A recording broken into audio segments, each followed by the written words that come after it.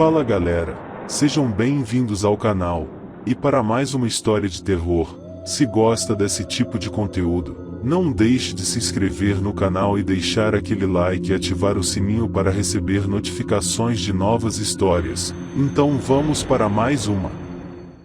A magia do medo. Houve um subsecretário de Estado para Negócio Exterior que subira das camadas de políticos subalternos pela força da personalidade e eloquência dos muitos discursos pronunciados em público.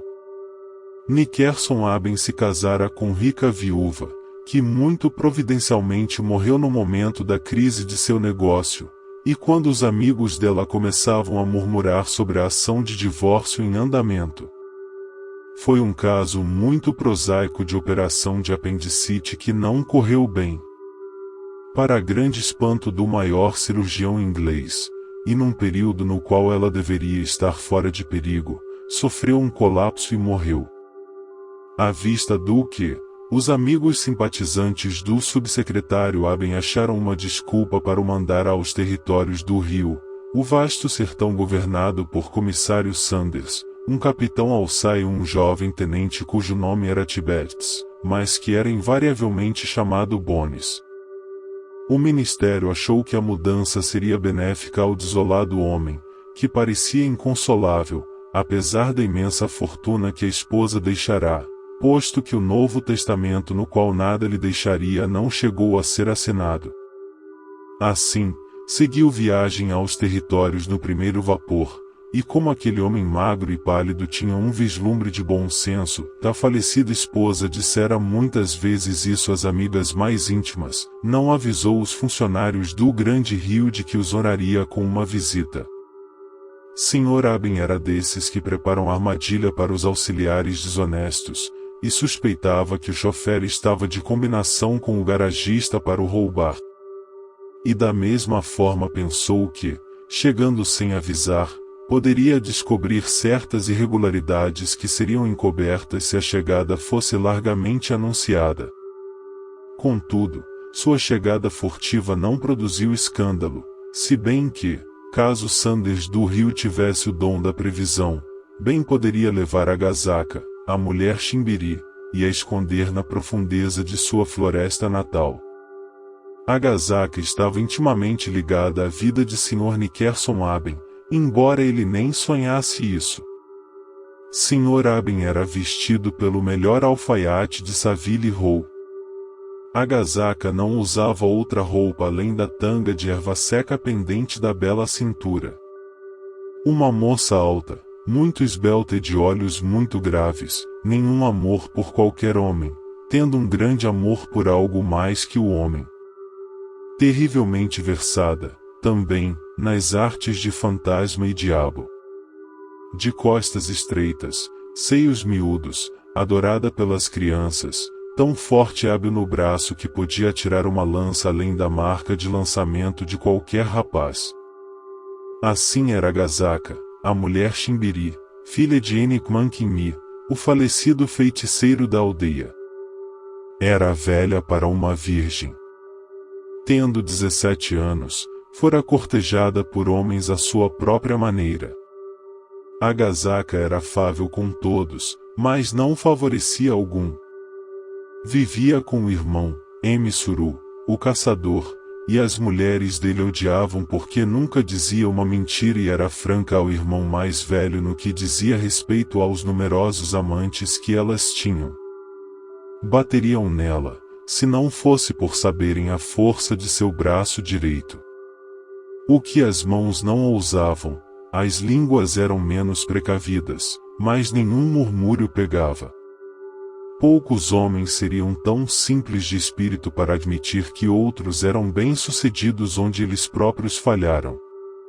Viverá durante muitos anos com o pai na profundeza da floresta, no lugar onde morava Emishimba, o terrível e perigoso diabo que arranca a árvore com uma mão enquanto a boca assopra o fogo líquido.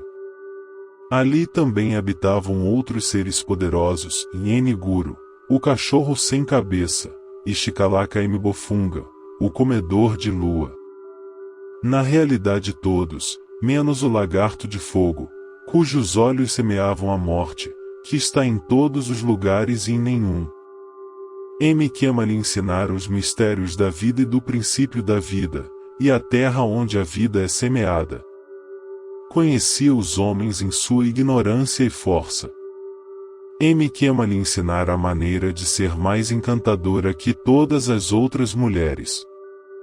A magia transmitida de boca a boca, que já era velha quando se colocaram as primeiras pedras dos alicerces das pirâmides.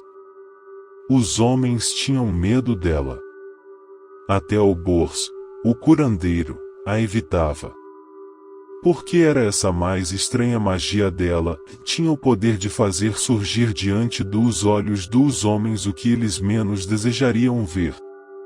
Uma vez, um chefete a seguirá pé ante pé no atalho do rio, onde a erva chega à altura do queixo, porque tinha certas intenções. E, no momento e no lugar azados, se deixará ver, deixando cair as lanças na relva, e a segurou nos braços de maneira que, forte como ela era, não pudesse fugir. Ele disse: Agazaka, na floresta tem uma cabana que nunca ouviu a voz de uma mulher. Continuou nesse tom. E então, por sobre o ombro sedoso dela, viu 3 leopardos pretos caminhando lado a lado no estreito atalho em sua direção, de cabeças baixas e olhos luzindo de fome. Num instante a soltou e correu às suas lanças. Quando se voltou de novo, leopardos e mulher desapareceram. Alik, o caçador da aldeia, nada temia e nada receava porque estava familiarizado com todas as magias e muitas vezes caminhava na floresta, acompanhado dos espíritos. Numa noite, vislumbrou uma visão no fogo, um grande lagarto vermelho que piscava as pesadas pálpebras. Alik viu sua família em círculo, procurando, a sangue frio, uma vítima. Kalishi, o lagarto de fogo, é o mais benevolente dos demônios e aceitará um substituto do homem ou da mulher a quem, com seus olhos vermelhos e pestanejantes, deu o terrível aviso de morte. Alik viu suas 3 esposas e seu pai, e um tio que jornadeara muitos dias numa expedição de caça.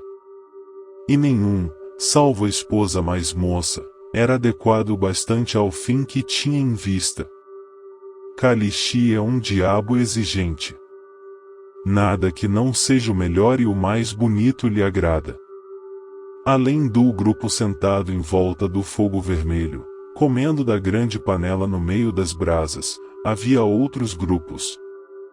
A rua da aldeia de Chimbirizizi corre da floresta ao rio e é uma larga avenida marginada de cabana. Diante de cada cabana, ardia uma fogueira e em volta de cada fogueira estavam reunidos os homens e mulheres da cabana. Caíra a noite. Sobre as grandes seringueiras o céu estava constelado. Estrelas brilhantes tremeluziam e piscavam como Kalishi, porém mais rapidamente. Alik viu as estrelas e esfregou as palmas das mãos na poeira para chamar a boa sorte. Naquele momento, entrou em seu raio de visão a segunda esposa de seu vizinho, uma mulher alta, de 18 anos, ninfa esculpida em mogno, de costas direitas e flexíveis, nua na linha da cintura da tanga de erva seca. E Alik sabia que encontrara um substituto em condição, e disse o nome dela em voz baixa, procurando o olhar do lagarto. À vista do que, o animal se desvaneceu e desapareceu, e Alik ficou sabendo que o deus do fogo aprovara sua escolha.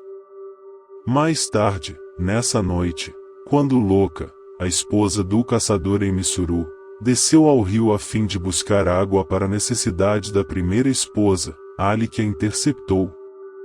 Não há alguém tão lindo como tu, Louca, porque tens as pernas de um leão e a garganta de uma jovem corça.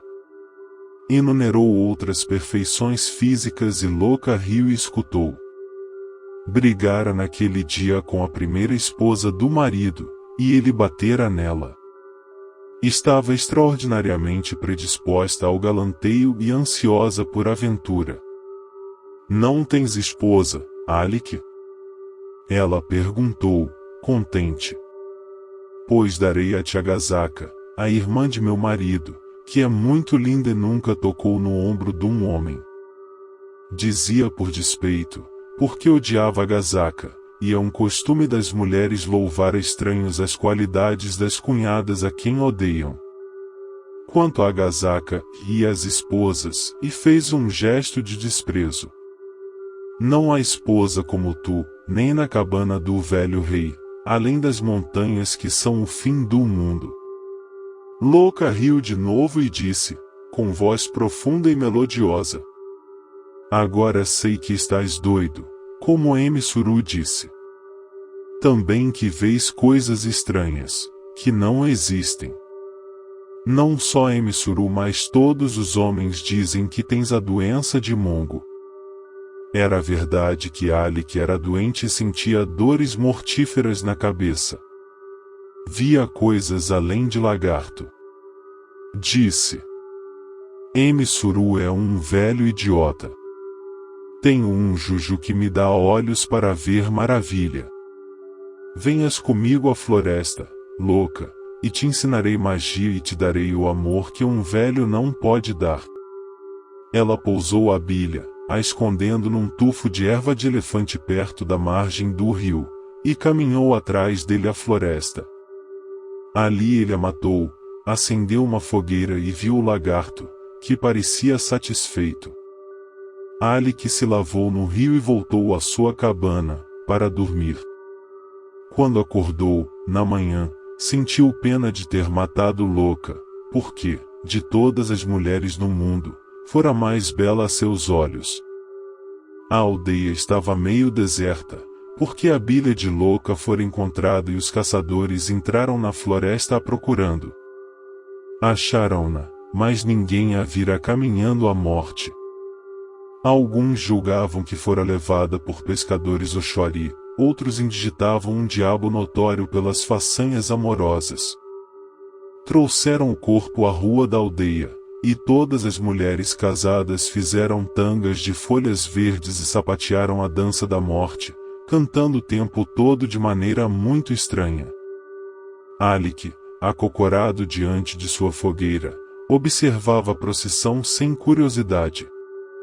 Estava com pena de ter matado a coisa que se carrega no ombro e, baixando os olhos ao fogo azul, ficou ainda mais azul porque o lagarto vermelho olhava com as pálpebras salientes piscando rapidamente. Portanto, sacrificará a vítima errada. Seus olhos se ergueram e pousaram na esbelta figura de uma mulher que se apoiava com uma das mãos ao poste da porta da cabana do irmão. E Alik teve uma tremenda convicção. O lagarto se desvanecera do coração do fogo quando ele tornou a baixar os olhos. Não havia tempo a perder. Levantou-se e foi à Virgem Chimbiri. Disse: Estou te vendo, Agazaka. Uma terrível vergonha caiu sobre a cabana de teu irmão, porque dizem que Louca tinha um amante que a matou. Ela voltou os grandes olhos lentamente a ele. Eram castanhos e cheios de uma maravilhosa luminosidade, que pareceu vibrar quando o fitou. Louca morreu porque foi tola. Mas quem a matou ainda o é mais. O sofrimento dela já passou. O seu ainda virá. Em breve virá Sandmalaka, o carniceiro pássaro castanho, e arrancará os olhos do homem que fez isso. Alik odiava, mas foi inteligente o bastante para concordar. Sou sábio, Agazaka. Vejo maravilhas que nenhum homem pode ver. Agora, antes que Sand venha com seus soldados, mostrarei um feitiço que trará esse homem fraco à porta da cabana de teu irmão quando a lua estiver assim e o rio estiver assim. Os olhos graves dela estavam pousados nos dele. O som da cantoria das mulheres era um zumbido na extremidade mais distante da aldeia. Um cachorro latiu abafadamente no escuro da cabana e todos os rostos estavam voltados ao rio, onde o corpo estava sendo depositado dentro de uma canoa antes de ser transportado à pequena ilha central onde jaziam os mortos em covas rasas. Ela disse: "Vamos." Caminhou atrás dele em acidentado campo de milho e chegou ao teleiro de lenha atrás da aldeia. Em estreitos caminhos atingiram a orla da floresta, onde não havia ruído, porque aquele lugar era triste demais para os pássaros fazerem ninho e perto demais das habitações humanas para os pequenos macacos de barba branca. Sem cessar, ele avançou até chegarem a um tufo de flor amarela que crescia numa clareira. Ali, as árvores eram muito altas, e 10 homens poderiam estar trepados uns em cima das cabeças dos outros, junto dos troncos lisos, e o de cima de todos só focaria nos ramos mais baixos. Ele parou e se virou. Naquele momento, chegou um silvo desagradável da copa das árvores. Um vento frio e o rolar de um trovão. Sentemo-nos. Primeiro te falarei das mulheres que me amaram e de como eu não queria passar diante delas por pensar tanto em ti. Depois seremos amantes. Não há magia nisso, Alec. E ele viu que a nuca estava contra ele e ergueu a lança. Ele disse, com voz muito baixa, com o ombro recuado ao arremesso: "Morras como morreu louca, por causa da palavra de aviso que o lagarto de fogo levou a mim." "Sou louca", disse a moça, e ele olhou e o queixo caiu. Porque ela era na realidade louca, a mulher que ele matara. Louca, com olhos astutos e dedos compridos.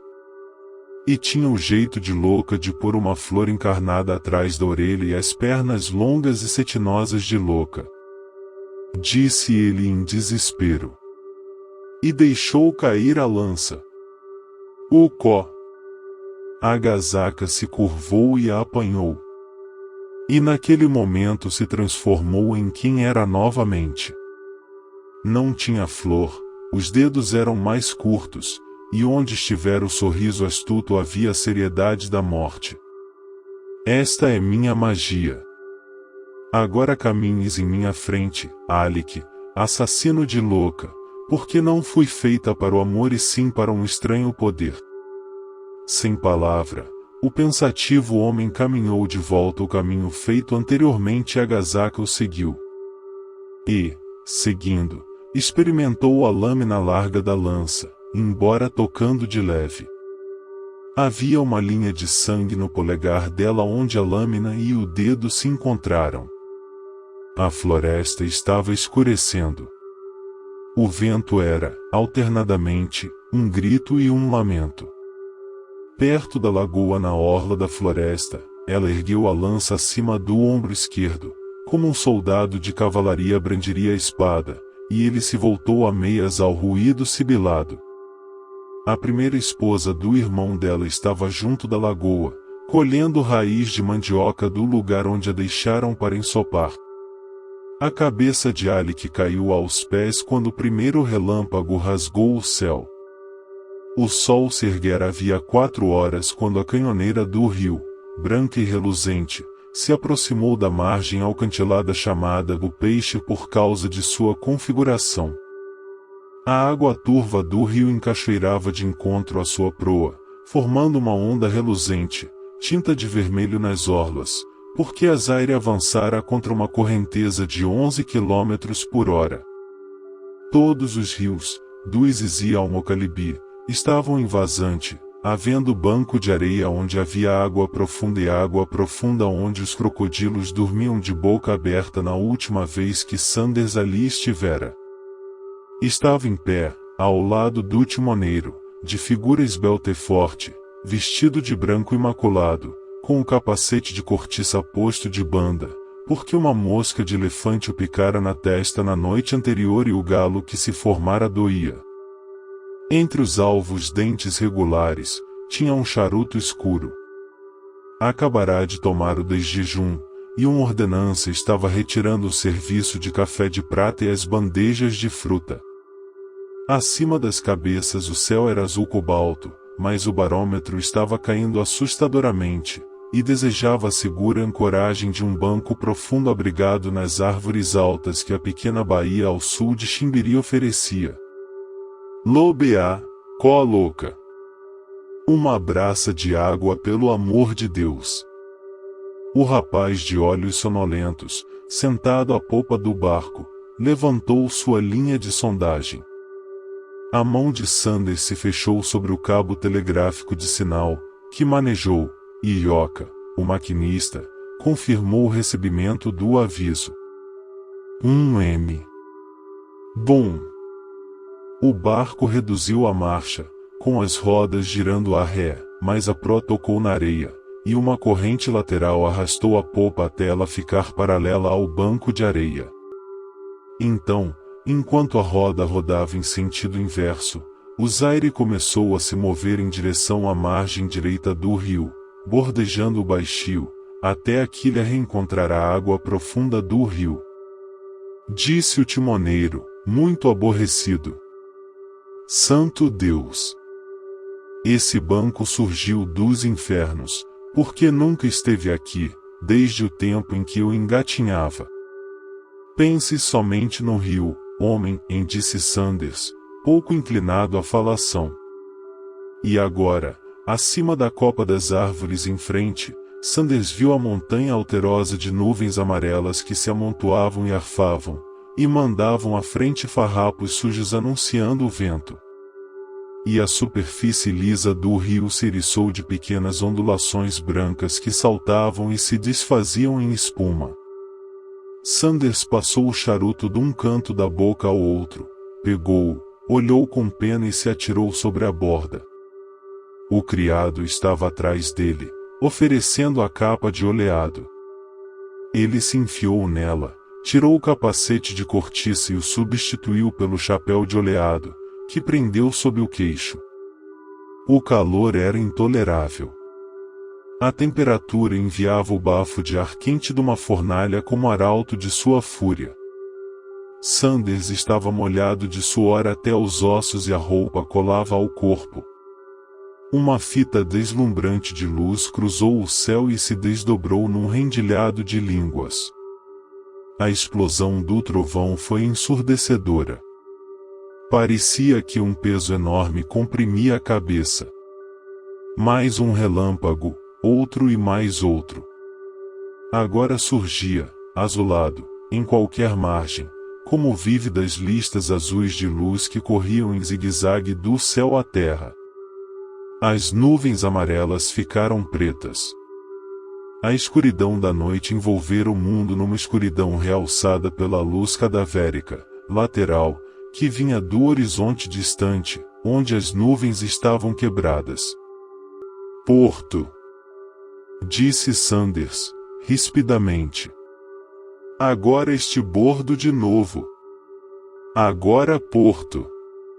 Atingiram o abrigo da margem escarpada quando as primeiras gotas de chuva começaram a cair. Sanders mandou uma dúzia de homens pular a terra com as amarras de avante e de ré e prendê-las fortemente nas grandes seringueiras que cresciam na margem do rio. Num segundo, a coberta foi inundada, e os sapatos brancos do comissário ficaram primeiro cinzentos e depois cor de ardósia. Mandou chamar o maquinista Ioka, que era também seu imediato. Põe outra amarra e conserva todo o vapor adiante. Falava em arábico da costa, uma língua que permite lindos floreados. Senhor, devo tocar o opa-opa?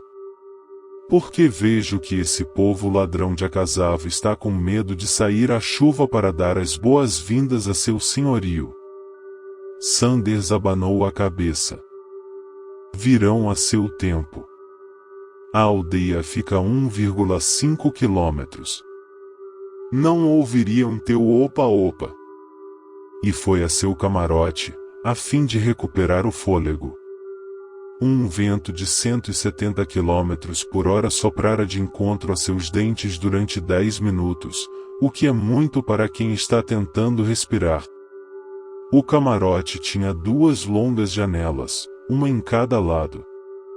A da esquerda, sobre o canapé no qual se deixará cair, mostrava uma vista do atalho da floresta ao longo do qual, mais cedo ou mais tarde, inevitavelmente apareceria um mensageiro para levar uma mensagem ao chefe.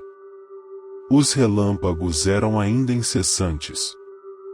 A chuva desabava com volume que bem pensaria que ancorara sob uma pequena cachoeira. Mas a luz mudará, e adiante o negro das nuvens tornará uma cor cinza escura. Sanders escancarou as portas que fechará atrás de si. O vento ainda soprava, porém mais fraco. Estendeu a mão a um charuto e o acendeu, para esperar com paciência. O rio estava correndo a 15 km por hora, precisaria de rebocagem à mão até a praia da aldeia. Esperava que tivessem empilhado lenha para si. O povo Chimbiri era devagar. Na última vez que abicara ali, mostraram-lhe uma pilha de lenha e alguns touros verdes. Tentou ver o atalho na margem do rio, e no momento crítico. Porque viu 8 homens caminhando 2 a 2, e carregando nos ombros uma figura toda amarrada.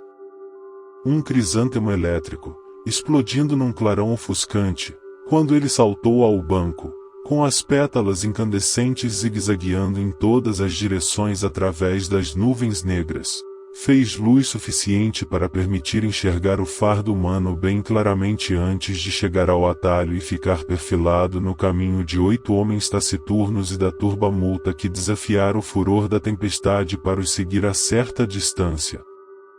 Sanders disse mansamente, mostrava os dentes quando falava assim: Ó, homens! Quem sois que pondes a marca da morte no rosto dessa mulher? Porque o rosto da prisioneira estava pintado de branco com gesso. Ninguém falou. Viu os dedos dos pés de todos eles se agitando, menos os de um, ao qual se dirigiu. Emissuru, filho de Eniquema, quem é essa mulher?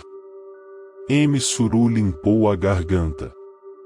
Senhor, esta mulher é filha de minha mãe. Matou Ali que matou também minha esposa louca. Quem viu isso? Patrão, minha primeira esposa, que é sincera a mim desde que o amante foi afogado, viu a cabeça de Ali que cair. Ouviu também a Gazaca dizer: Vai, homem, aonde enviei louca, como bem sabes, pois viste quando a matei. Sanders não se deixou impressionar. Soltai essa mulher, para que possa ficar em pé diante meus olhos. Desamarraram a moça e, por ordem dele, removeram a pintura da morte do rosto dela. Fala, e disse Sanders.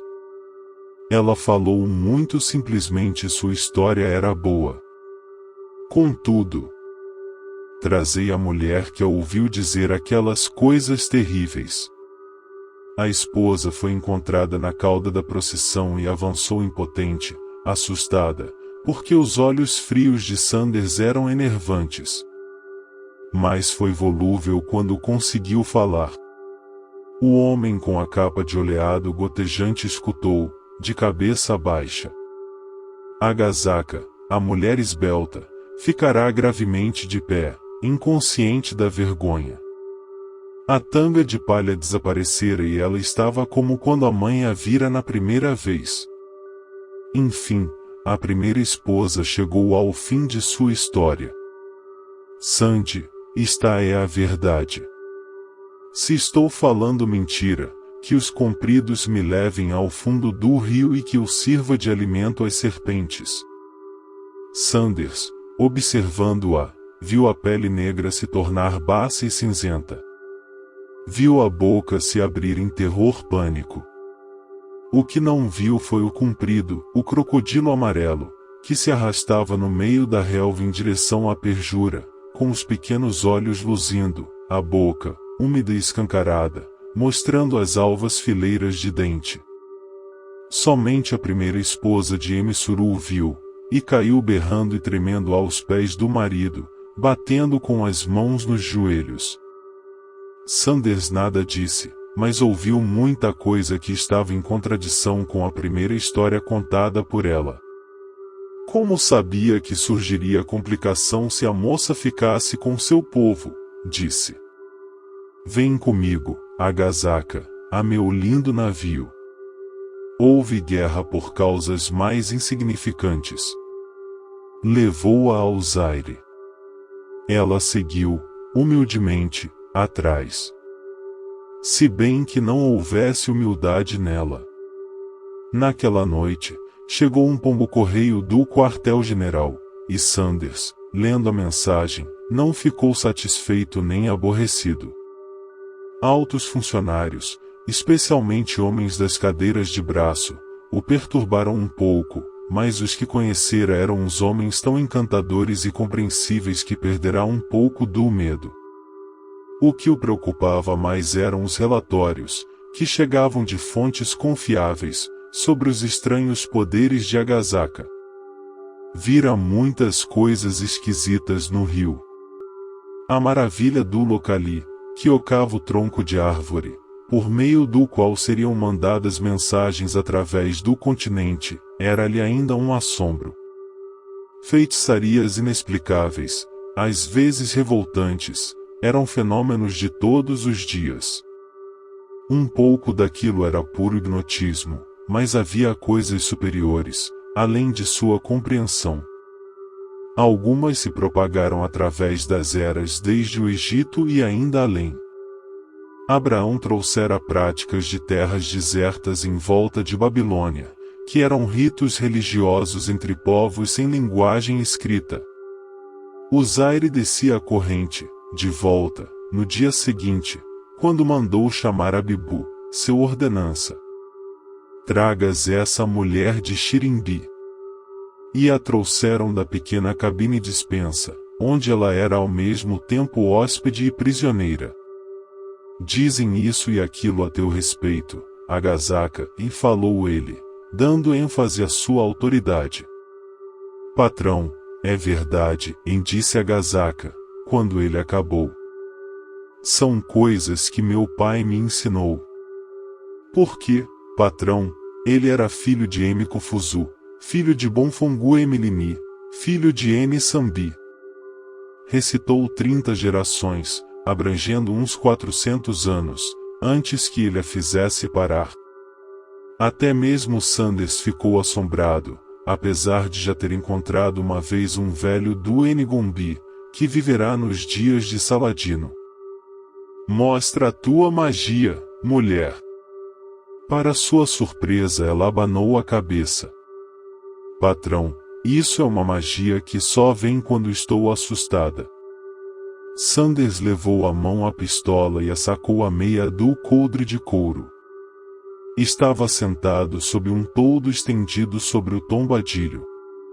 O timoneiro estava ao leme, perto do rapazinho cano com a longa linha de sondagem. Propositadamente, não olhou a mulher, fixando os olhos nas costas do timoneiro. A mão ainda mal se fechará sobre a coronha castanha, quando viu, quase a seus pés, a coisa que mais odiava, a venenosa víbora inglesa, mosqueada e grossa, com a cabeça atirada atrás, armando o bote. 2 vezes a pistola cuspiu fogo.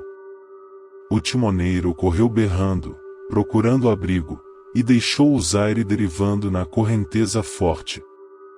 Nada havia além de 2 pequenos buracos no tombadilho, tão juntos que se sobrepunham.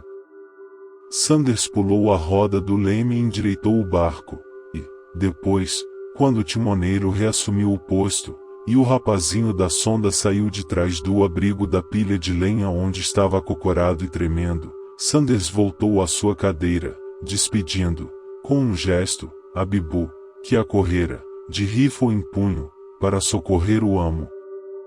Sanders disse, mansamente: Mulher, podes voltar à tua pequena casa. E Agasaka se retirou, sem a demonstração de triunfo que uma mulher menos forte sentiria. Ele não a olhara. Não havia ilusionismo naquilo. Curvou-se e examinou os furos das balas, perturbado demais para se sentir idiota. Naquela tarde, mandou chamá-la de novo, e lhe deu chocolate para comer, conversando sobre o pai dela. Ela estava sentada no tombadilho, a seus pés, e uma vez, quando julgou que lhe conquistara a confiança, pousou de leve a mão sobre a sua cabeça como a pousara antes sobre tantas outras cabeças moças. A víbora venenosa lá estava, à distância de bote, com a cabeça triangular levantada, os anéis tensos. Sanders fitou o réptil e não mexeu a mão. Então, através do corpo luzidio, viu as tábuas da coberta e o betume mole na junção das tábuas. E a víbora se desvaneceu. Perguntou, gentilmente: Não tens medo? Patrão, um pouco. Mas agora não tenho medo, porque sei que não farias mal a uma mulher. O Zaire, com a estranha passageira, encostou no cais da residência 2 horas antes do pôr do sol, no terceiro dia. Capitão Hamilton estava esperando, colérico e irascível, porque fora o anfitrião involuntário de alguém a quem faltavam boas maneiras. Um vulto vestido de branco, estirado languidamente numa cadeira profunda, voltou a cabeça, mas não se deu ao incômodo de se levantar. Parecia ainda menos inclinado a trocar o frescor da profunda varanda pela fornalha do espaço aberto a um sol abrasador. Sanders viu um rosto branco que parecia estranhamente sujo em contraste com a imaculada alvura do casaco de linho. 2 olhos fundos, desconfiados, uma melena despenteada de cabelo caindo desleixadamente sobre uma testa alta e uma boca pálida quase sem sangue. Sr. Aben levantou os olhos à elegante figura. És Sanders? Sou o comissário, senhor. Por que não estavas aqui para me receber? Sabias que eu devia chegar? Sanders se sentiu mais chocado que irritado pelo tom. Uma praga na boca de uma mulher lhe produziria o mesmo efeito. Secretários e subsecretários de Estado eram pessoas endeusadas, que empregavam uma terminologia própria, envolvendo censura no tecido de prata de uma dicção escolhida que amaciava o ardor da repreensão. Perguntou, com impaciência: Estás me ouvindo, senhor? Hamilton, parado ali junto, estava a ponto de o botar a fora pontapé. Ouvi. Estava fazendo uma visita ao povo Chimbiri. Não recebemos aviso de tua chegada ou provável chegada. Sanders falava muito cuidadosamente. Olhava fixamente o carrancudo Nickerson. Sr. Aben tinha a palavra mentirosa na ponta da língua, mas tinha, como a falecida Sra. Aben dissera, algum bom senso. E havia ainda uma capacidade maior de discrição. A pistola ainda pendia dos quartos do comissário e o gatilho estava brilhante pelo uso. Disse o subsecretário Aben, deixando-se cair de novo na cadeira. Era bastante inteligente, verificou Sanders. Conhecia a história interna dos territórios. Estava ansioso por informação. Achava que a região não era bem administrada. O sistema estava errado. Os impostos estavam muito abaixo do mais alto índice possível. Em todos os sentidos, sua atitude era antagônica. Os comissários eram gente preguiçosa, gostando de levar boa vida e se divertir com a caça. Sanders, que jamais caçara um animal selvagem, a não ser na panela, ou para se livrar de perigo iminente, nada disse. Um sujeito bem grosseiro, e disse Hamilton. Mas foi no jantar que chegou ao cúmulo da rudeza. O jantar estava ruim, odiava costeleta em banha de cocô, a batata doce lhe fazia mal, o frango estava duro, o café ralo. Felizmente trouxera seus charutos. Tenente Tibertes, imediato no comando alçar, passou aquela hora penosa imaginando o que lhe aconteceria se ele se debruçasse sobre a mesa e desse na cara de um subsecretário de Estado com um saleiro de vidro lavrado. Só Sanders não mostrava impaciência. Nenhum músculo do rosto se contraiu quando o Sr. Nickerson Aben fez a mais imperdoável de todas as sugestões. Fez aquilo por pura ignorância e por causa daquela vulgaridade que lhe era peculiar. Sanders disse, calmamente. Uma mulher nativa e uma mulher nativa. Felizmente, só tive sob meu controle cavalheiros, e essa complicação nunca surgiu. Sr. Aben sorriu ceticamente.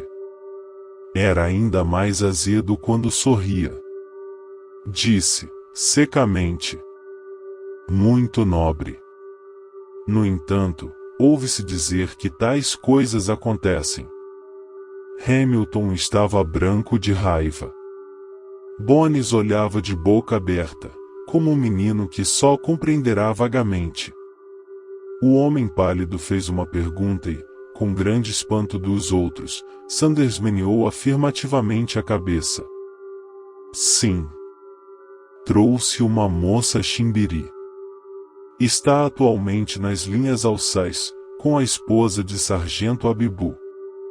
Não sei o que fazer com ela. Imagino que não, disse o outro, ainda secamente. Uma prisioneira, suponho. N. Não. Sanders hesitava. Parecia confuso aos olhos de Aben. Tem um dom especial de magia que me perturba.